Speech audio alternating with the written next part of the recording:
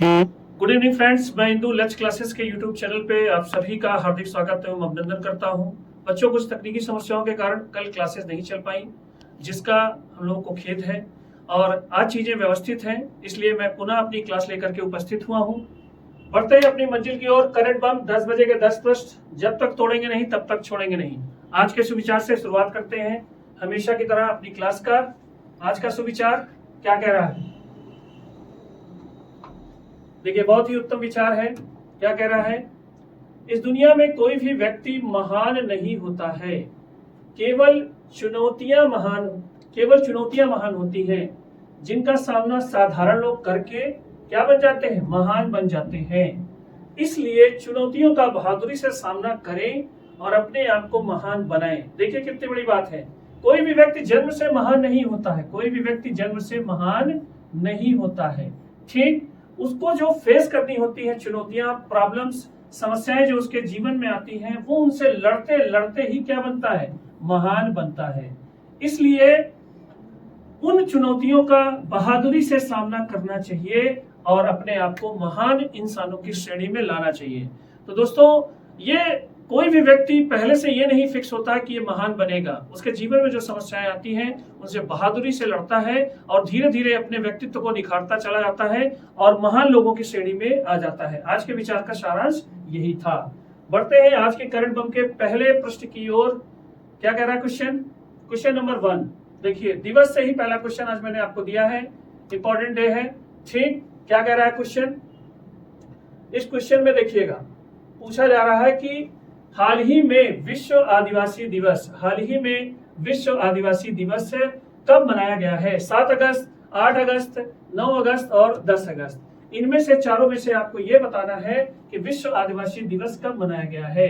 ठीक, आदिवासियों के कल्याण के लिए, आदिवासियों के विकास के लिए हमने 365 दिन में एक दिन इनके नाम पे रखा है, उस दिवस को पूछा जा रहा है। और इसका जो राइट आंसर होगा 9 अगस्त।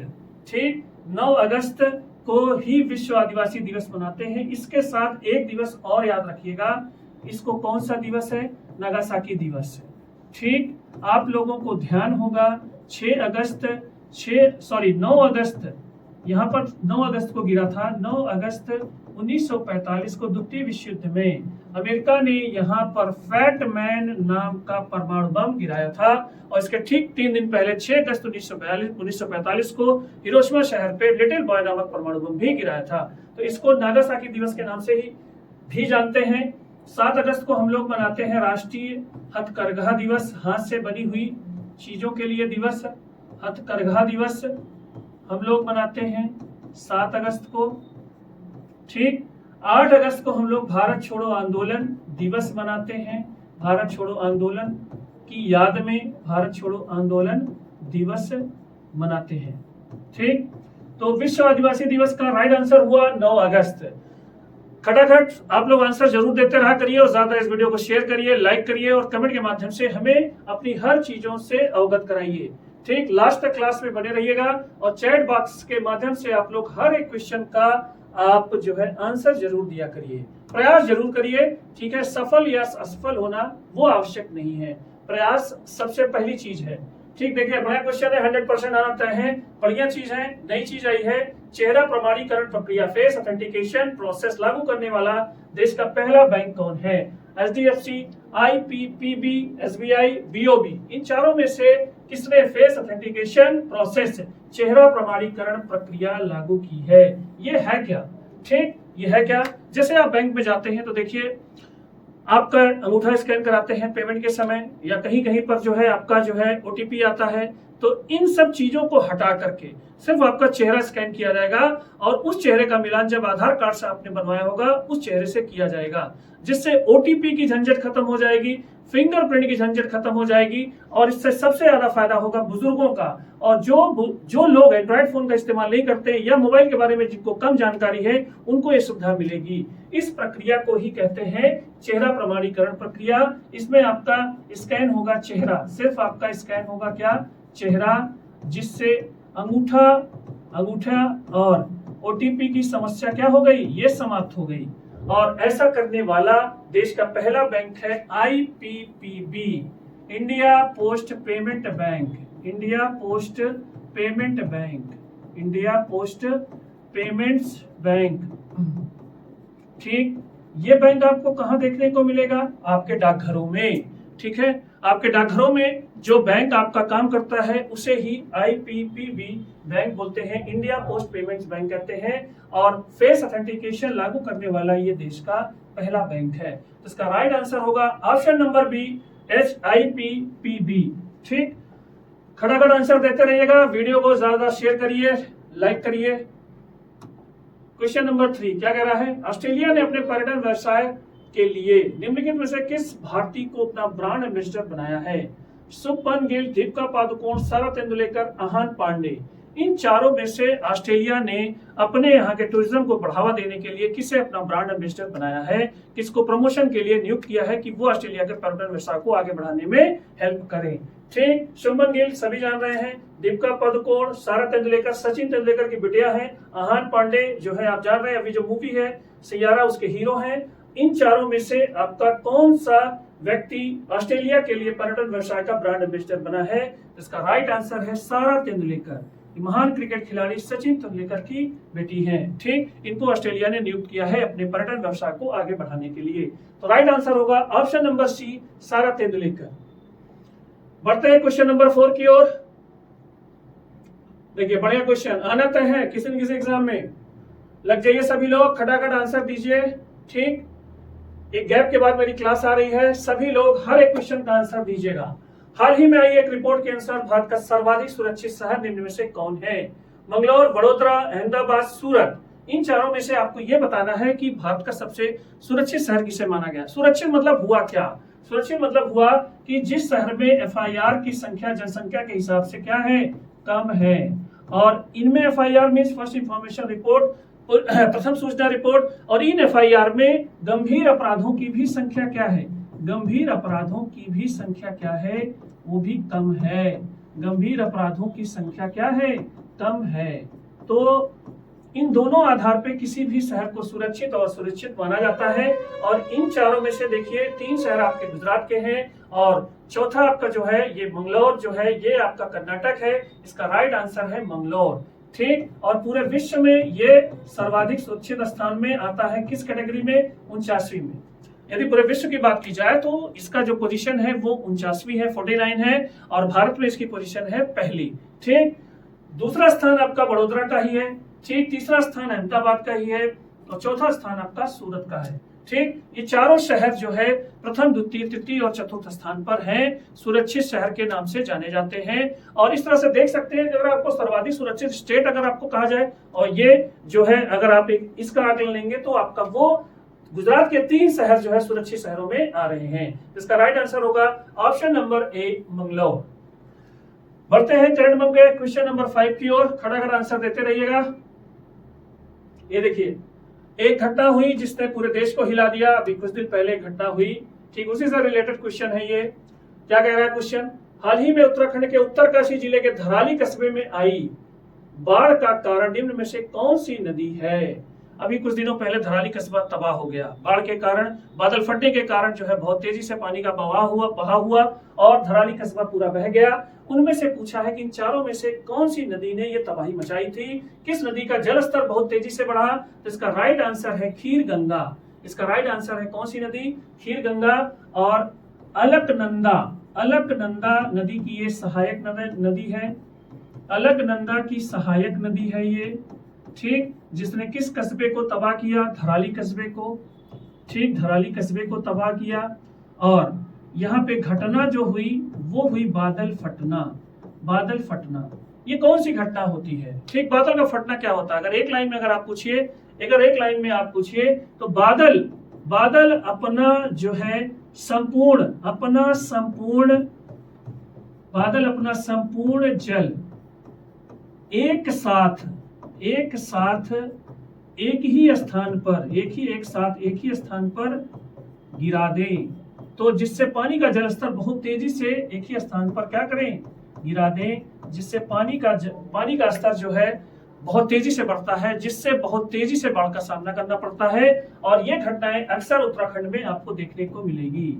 उत्तराखंड में ये घटनाएं आपको अक्सर देखने को मिलती है। हर साल कोई ना कोई घटना हो ही जाती है। तो इसका राइट आंसर है खीरगंगा। ठीक, खीरगंगा उत्तराखंड। बढ़ते हैं क्वेश्चन नंबर 6 की ओर।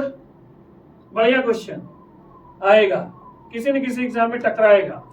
भारतीय रेलवे ने अभी हाल ही में एशिया की सबसे लंबी मालगाड़ी का परीक्षण किया है, इसका नाम क्या है? ठीक, अभी आपके उत्तर प्रदेश के चंदौली में गंज ख्वाजा स्टेशन से हमने एक मालगाड़ी का परीक्षण किया है। ठीक, जो लगभग 4.5 किलोमीटर लंबी, कितने किलोमीटर लंबी है? लगभग 4.5 किलोमीटर, और इसमें वैगन की डिब्बों की संख्या 354 है। ठीक, और यह एशिया की सबसे लंबी मालगाड़ी मानी जा रही है। और इसका नाम पूछा गया है इस क्वेश्चन में, रुद्रास्त्र, ब्रह्मास्त्र, गांडीव, नमो रेल। इन चारों में से जो राइट आंसर है वो राइट आंसर है आपका रुद्रास्त्र। ठीक, तो इस मालगाड़ी का नाम है रुद्रास्त्र, जो एशिया की सबसे लंबी मालगाड़ी का खिताब प्राप्त की है। खड़ा आंसर देते रहिएगा, लास्ट तक आप लोग बने रहिएगा। ठीक, और एक समस्या के बारे में बताना चाहूंगा अपने इस क्लास के माध्यम से। बच्चों, जो लिंक आपको भेजा जाता है, जो भी लिंक आपको भेजा जाता है, यदि आप फोटो पे क्लिक करेंगे तो आपको उसमें आवाज चेंज मिलेगी। आप सीधे सीधे लिंक पर क्लिक किया करिए, आप सीधे सीधे लिंक पे क्लिक करिए, जिससे आपको आवाज हिंदी में दिखाई देगी। या जैसे मान लीजिए आपने फोटो पर अगर क्लिक कर दिया है तो ऊपर उसी स्क्रीन के जस्ट ऊपर आपको सेटिंग में जाइए और लैंग्वेज ऑप्शन में जाकर के अपनी लैंग्वेज को आप चेंज कर सकते हैं। तो इससे बेहतर विकल्प ये होगा कि आप सीधे लिंक पर ओपन जाएं या सीधे हमारे यूट्यूब चैनल पे आप सीधे जाएं और वीडियोस को प्लेलिस्ट से देख सकते हैं, और उसमें बाकी अन्य तरीकों से भी आप वीडियो को प्राप्त कर सकते हैं। ठीक, क्वेश्चन नंबर 7, इस चीज को ध्यान रखिएगा, कई बच्चों की कई लोगों की ये समस्याएं आ रही हैं। ठीक, फोटो पे क्लिक मत करिए, सीधे आप लिंक पे क्लिक करिए। वित्तीय वर्ष 2024-25 में निम्नलिखित में से किस राज्य ने सर्वाधिक निर्यात किया है? उत्तर प्रदेश, महाराष्ट्र, गुजरात, तमिलनाडु। इन चारों राज्यों में से किसने सबसे ज्यादा निर्यात किया है? ठीक, और वो राज्य आपका कौन सा है? इसमें से महाराष्ट्र, गुजरात और तमिलनाडु। उसमें जो टॉप पर है राज्य वो है गुजरात, पहले पोजीशन पे है। ठीक, दूसरे पोजीशन पे आपका महाराष्ट्र, और तमिलनाडु जो है तीसरे पोजीशन पे है। और गुजरात ने लगभग निर्यात किया है 9.83 लाख करोड़ का निर्यात किया है।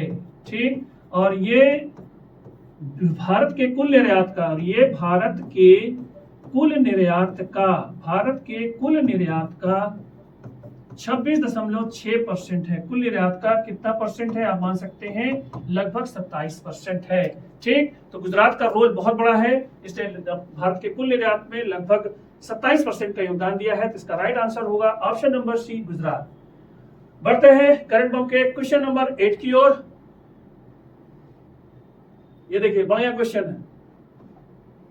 हाल ही में किस राज्य ने बाज अख नामक ड्रोन निगरानी प्रणाली शुरू की है? ठीक, हाल ही में किस राज्य ने बाज अख नामक ड्रोन निगरानी प्रणाली शुरू की है? ठीक, निगरानी करना है किससे? ड्रोन से। निगरानी करना है ड्रोन से। ठीक, और नाम क्या है? बाज अख, बाज की आंख। ठीक, तो इसके जो 4 ऑप्शन है, राजस्थान, गुजरात, हरियाणा, पंजाब। इन चारों राज्यों में से किसने ये काम शुरू किया है? तो इसका राइट आंसर होगा आपका कौन सा स्टेट? पंजाब। पंजाब में किस चीज के लिए इसको लागू किया गया है? तो पंजाब में एक गंभीर समस्या है नशीले पदार्थों की तस्करी। पंजाब में एक गंभीर समस्या है नशीले पदार्थों की तस्करी या अवैध व्यापार, तस्करी। ठीक, इस पर निगरानी करने के लिए जो है बाजक नामक ड्रोन निगरानी प्रणाली को लॉन्च किया गया है, जिससे हो सकता है कि इस समस्या पे थोड़ा सा कंट्रोल को बढ़ाया जा सकता है। बढ़ते हैं क्वेश्चन नंबर 9 की ओर। देखिए, खेल प्रेमियों के लिए बढ़िया न्यूज है, और वो भी क्रिकेट प्रेमियों के लिए। भारत का दूसरा सबसे बड़ा क्रिकेट स्टेडियम निम्न में से किस स्थान पर बनने जा रहा है? हैदराबाद, बेंगलुरु, कोलकाता और नई दिल्ली। इन चारों में से ये पूछा जा रहा है कि दूसरा सबसे बड़ा क्रिकेट स्टेडियम हम कहां बनाने जा रहे हैं। तो सबसे पहले की बात करेंगे तो पहला सबसे बड़ा क्रिकेट स्टेडियम कौन है? तो ये आप लोगों को शायद पता होगा, Narendra Modi cricket stadium. Narendra Modi cricket stadium. ठीक, ये कहां पर है? अहमदाबाद, गुजरात। कहां पर है? अहमदाबाद, गुजरात। ठीक, इसे पहले मोटेरा स्टेडियम के नाम से भी जाना जाता था, मोटेरा स्टेडियम के नाम से भी जाना जाता था। और इसकी जो कैपेसिटी है, दर्शक क्षमता है लगभग 1,32,000 दर्शक इसमें बैठ सकते हैं। ये आपका पूरे वर्ल्ड में सबसे बड़ा क्रिकेट स्टेडियम भी है, इंडिया का ही नहीं। ठीक, अब बात हो रही किसकी, दूसरा सबसे बड़ा क्रिकेट स्टेडियम, तो इसकी कैपेसिटी जो है वो 80,000 दर्शकों की है, 80,000 दर्शकों की है। और ये बनने जा रहा है कहां पर, बेंगलुरु में। बेंगलुरु में इस स्टेडियम को बनाया जा रहा है, तो इसका राइट आंसर होगा ऑप्शन नंबर बी, बेंगलुरु। बढ़ते हैं क्वेश्चन नंबर 10 की ओर, करंट बम का लास्ट बम। ठीक, बढ़िया क्वेश्चन, नियुक्ति से रिलेटेड है। क्या कह रहा क्वेश्चन, राष्ट्रीय मीडिया एवं मनोरंजन परिषद का नया अध्यक्ष किसे नियुक्त किया गया है? आदित्य मेहता, सुरंजन कुमार, गौरव बनर्जी, कुसुम लता परिहार। ठीक, राष्ट्रीय मीडिया मनोरंजन परिषद का अध्यक्ष अभी नया किसे बनाया गया है? तो इसका जो राइट आंसर है वो है कौन, गौरव बनर्जी को। गौरव बनर्जी को जो है, जो एमडी हैं, जो आपके एमडी हैं, एमडी और सीईओ दोनों हैं किस चैनल के, सोनी चैनल के, फेमस चैनल है सोनी चैनल के एमडी और सीईओ हैं गौरव बनर्जी। इनको राष्ट्रीय मीडिया मनोरंजन परिषद का अध्यक्ष बनाया गया है। और इन्होंने जो अपनी शुरुआत की थी, वो पहले जो इन्होंने शुरुआत किया है वो किस चैनल से किया था, आज तक। ठीक, ये आप ध्यान रखिएगा, ये किस चैनल से जुड़े हुए हैं, सोनी चैनल से जुड़े हुए हैं, एमडी और सीईओ हैं। तो ये थे आज के करंट बम के 10 क्वेश्चन। प्रश्न कैसे लगे जरूर शेयर करिएगा। आज के लिए इतना ही, शुभ रात्रि, धन्यवाद।